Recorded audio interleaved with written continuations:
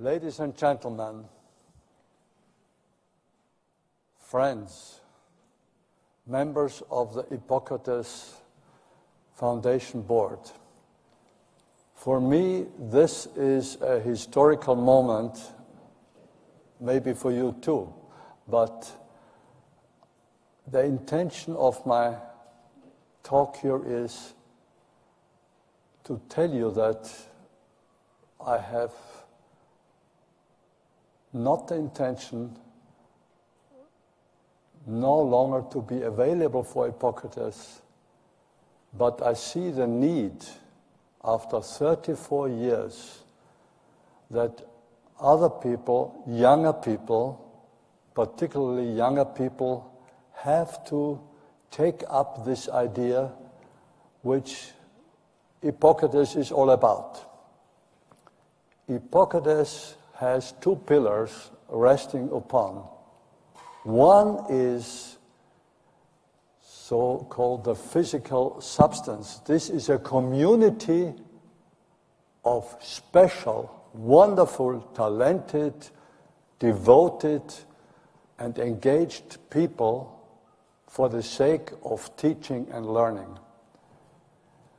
And as the spiritual base without which it would never have worked, the spiritual base of IPOKRaTES from the beginning was that teaching and learning must become a form of spiritual life. It must be something inside you to understand the value of teaching and of learning. Otherwise, you would not be at IPOKRaTES or would not be a lecturer at IPOKRaTES. Because I want IPOKRaTES to last in the future, it's time to reflect and also time to step back to make space for new people to run, develop, continue, unfold IPOKRaTES in the future. As you can see here on the left-hand side, the photo, it's me, you won't believe it, but I was half the age as I am now, so that means I have doubled the age from that time. And on the left-hand side, you see myself with 2/3 of the children we finally had, that means 4. You can calculate, the number is 6. And the interesting thing is, these two, Bernadette Simbrunner, now Bernadette from Perinatal, and Lawrence Simbrunner, are board members of the IPOKRaTES Foundation, the so-called born members of the IPOKRaTES Foundation. And this young girl here is now the person, my daughter Anja, called Lenhard, who has been willing to take on most of the operational work I did over 34 years. Together with Annette Oehmann, who is an irreplaceable, wonderful person who really has the highest credit for IPOKRaTES running all the programs and all the organizational necessities. When I started with IPOKRaTES 34 years ago, and I point out again why I'm telling you that story is because I want IPOKRaTES to go on in the future, because I believe that teaching is one of the most important things in everyone's life, to teach and to learn. These are complementary things.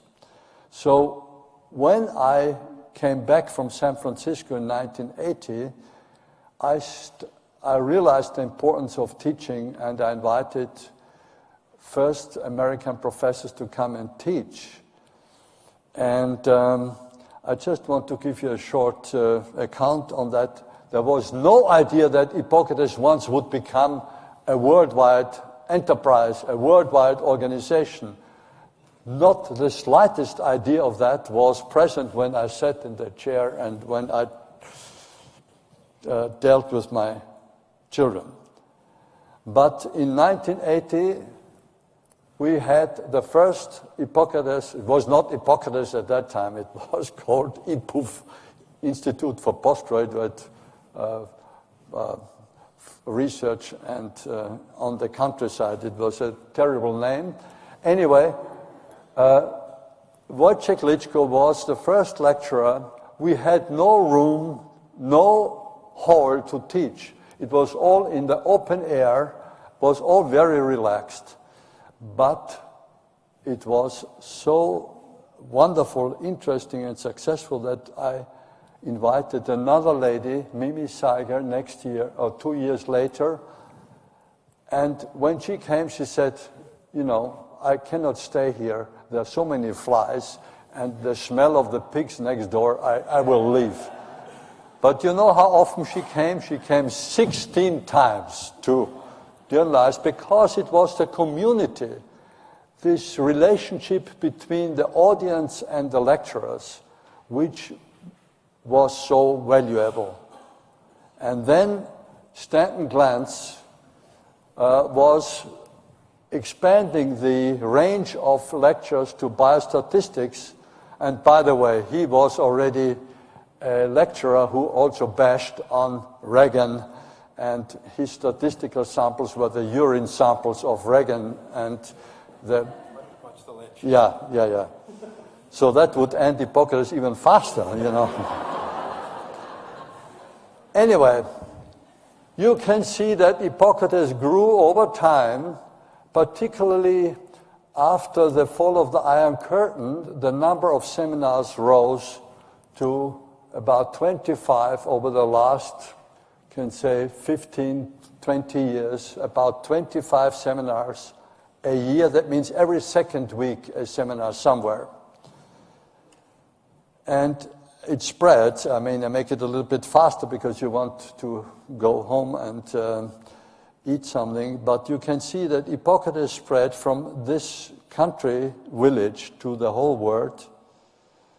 And there are still some points which are missing. Morocco, as the last thing, I think is already there. So it has spread because of these two ideas.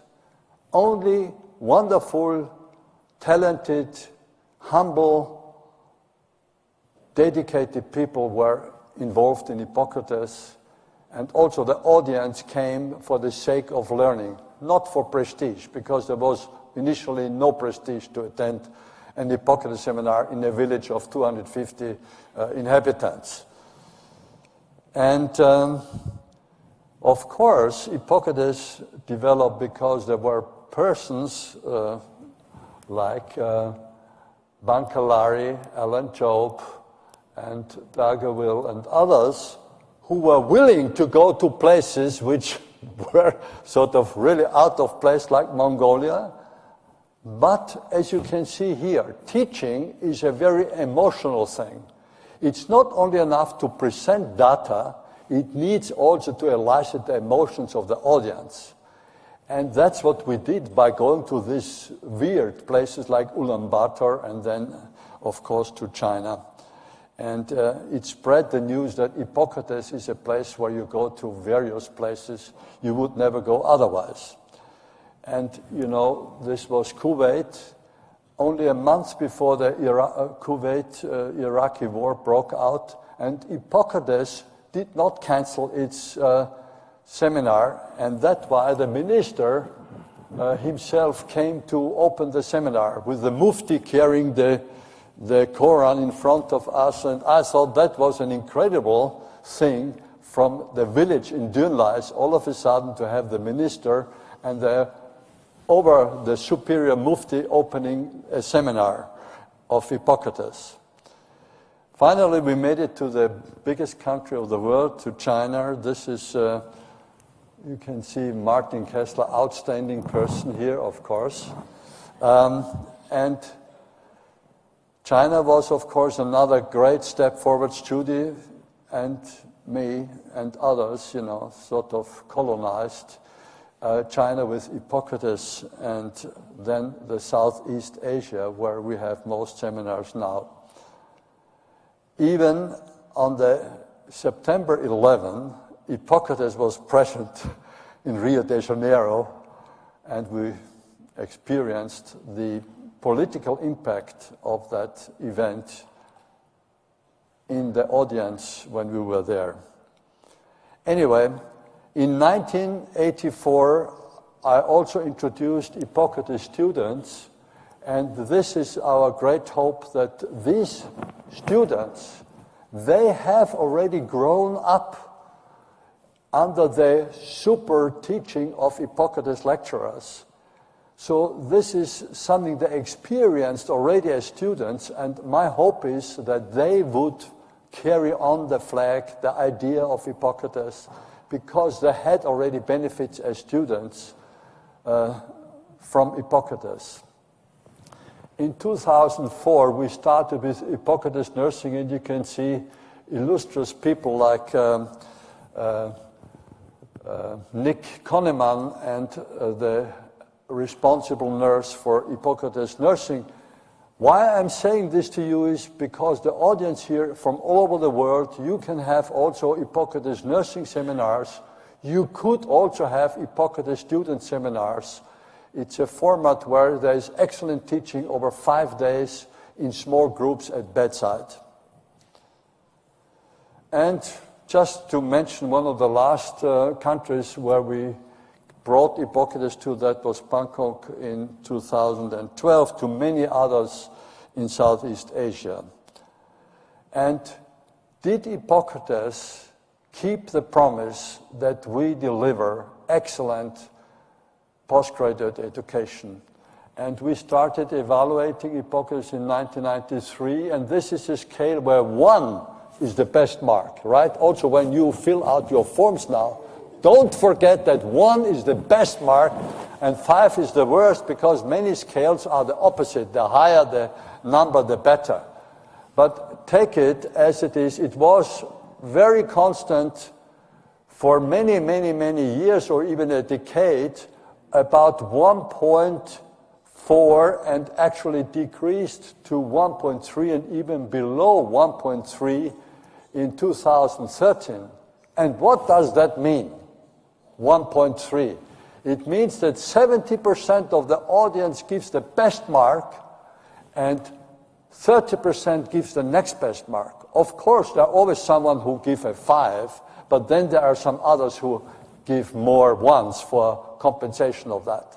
So just to tell you, IPOKRaTES has, due to the support of all of you, the lecturers, and the willingness to travel economy class long distances, even if you're very tired. I couldn't put in the photo of Judy Eschner after her flight, falling asleep in the train from Brussels to Leuven, but then she was fully awake again. Yeah. And she still is. And so that's the meaning of 1.3. It means that IPOKRaTES has provided excellent biomedical postgraduate education, and for mainly neonatologists and pediatric audiences and nurses as well. In 2011, IPOKRaTES, who was never a very structured society, as Judy Eschner would tell me now and then, finally found its final shape as a sort of fairly solid legal structure in form of a foundation. IPOKRaTES Foundation was registered in 2011, now has a board of 12 members plus 2 born members who are the decisive persons who will make the decisions for the future of IPOKRaTES. And I'm coming to the end very soon.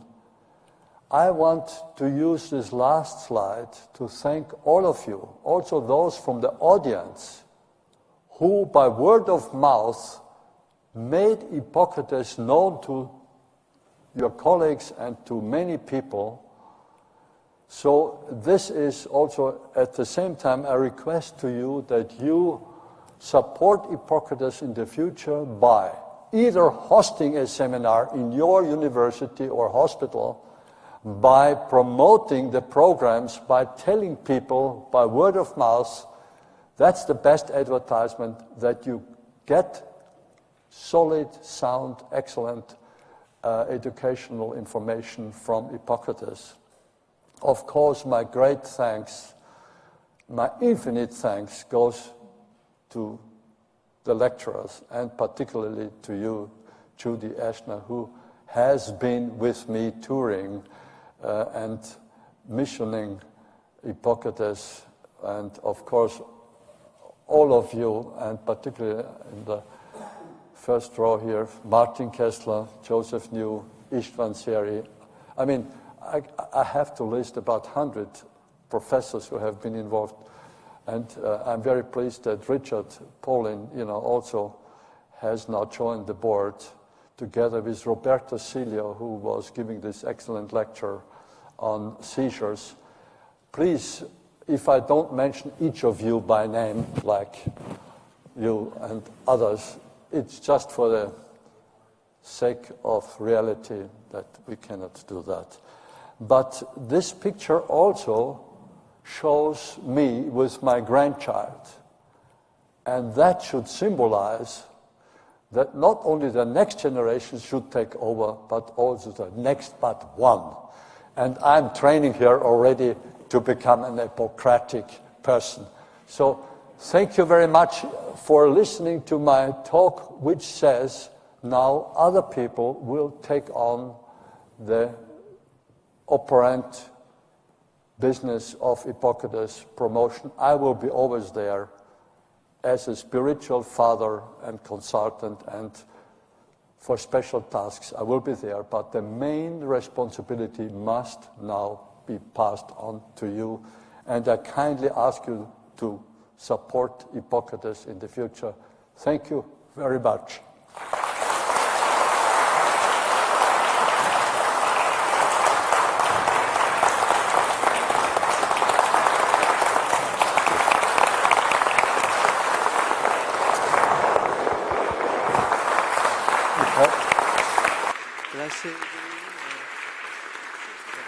Your answer. I can say a couple words. Yeah, you can do first. Thank you very much, George, and it's impressive what you did in all these years to make such a beautiful organization.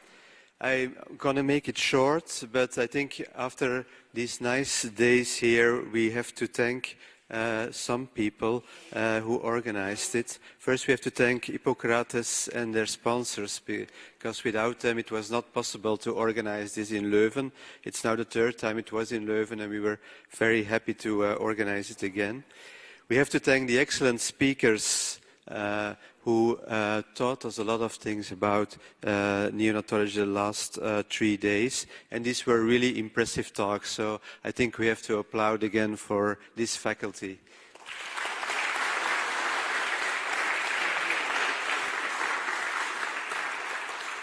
And then I think we also had an excellent audience, and a lot of participants, about 30 different countries were here, and you took a lot of the discussions and questions. So I think we as a faculty have to applaud for you.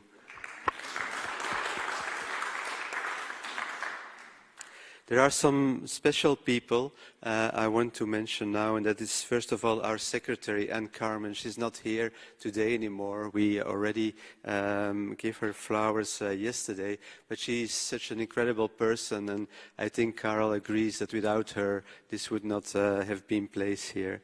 She's very organized. And then the last person I want to thank is of course Carol, and also his wife Karin, who really worked a lot the last week, not only during the day, but also in the night. And they were here already in the morning at 7 o'clock to stand up everything again. So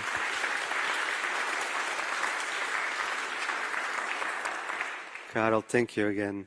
So I hope you all get a good trip home. If you stay here in the afternoon, probably you all tried already the chocolates and the beer, so you can try the mussels. In Belgium, mussels with French fries are very nice. I hope you still enjoy the weather. It's thanks to Peter. He took the weather from Melbourne here. So if we do a new Hippocrates meeting, we will invite Peter again. And I hope you have a nice trip home. I just want to give a talk to Joseph. So as chairman of the board of IPOKRaTES, I want to just say a couple things. Number one is it's been wonderful having the opportunity to work with all of you, and with George, it's been a tremendous inspiration having had the opportunity to work with him for the last 15 or so years. I think that this is an absolutely wonderful organization. I think we have all our minds and hearts in the right places, and that's where we're going, and your philosophy about education is one that I think all of us really appreciate. I want to also thank all the participants. I think you've come a long ways, and this was really a good group. The questions that were asked, there was a lot of good interaction, and I think that we all learned from you, and I hope that you learned from all the speakers. And so that was it's been a wonderful experience. And then, most importantly, I want to thank Gunnar and Karel for their wonderful hospitality. I think that all of the speakers had the opportunity to have some social events, and it was wonderfully organized, absolutely wonderfully organized. And so thank you very much for this great opportunity.